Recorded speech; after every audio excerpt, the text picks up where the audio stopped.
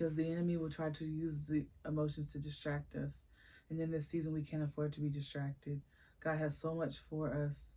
Um, and not only that, he can't afford for us to make an emotional, irrational decision. Saul, he, it says in Saul, 1 Samuel, I believe it's 8, possibly 13. I think it's 13, 14 maybe. But it's literally one of my favorite sobering, jarring scriptures because I see myself as Saul. Let me, um, so it's 1 Samuel um, 13, 13, no, 11 through like 15 maybe.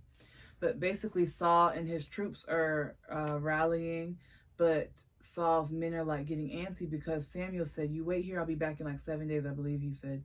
And Saul was like, "Oh my gosh, this man said he's gonna be back.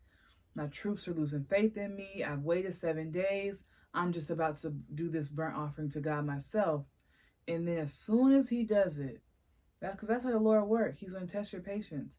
As soon as he does it, Samuel comes and says, "What have you done?" And Saul was like, "Well, I saw my men scattering. I saw my men getting antsy."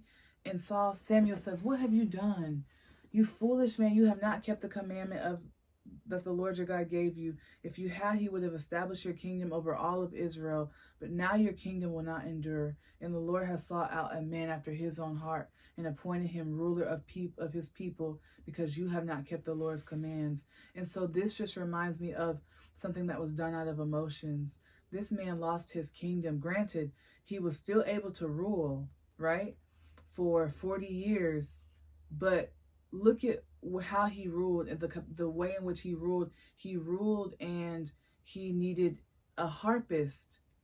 David, I don't even know if he called himself a harpist, but David to come and play for him so that way his emotions would calm down, because it says the Lord sent a tormenting spirit to him. And so we see that like the things that were done in emotion, this cost Saul his kingdom. And so it's important for us to begin to regulate our emotions, because what would cost us our kingdom? What will cost us our legacy because we made a rash decision? Because not only could we not regulate our emotions, but we see that Saul's men were getting antsy. They didn't have the peace of God to say, you know what? The man of God, by the grace of God, his words have not fallen to the ground yet. So we are going to wait here, even if it's 8 days.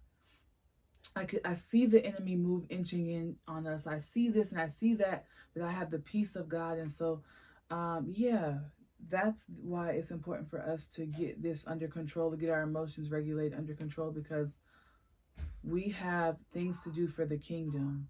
But if we are not careful in how we regulate, if we are not careful um, in being led by God, in having talks by God and not talks out of emotion, then we could compromise the kingdom like Saul did. And there are so many other scriptures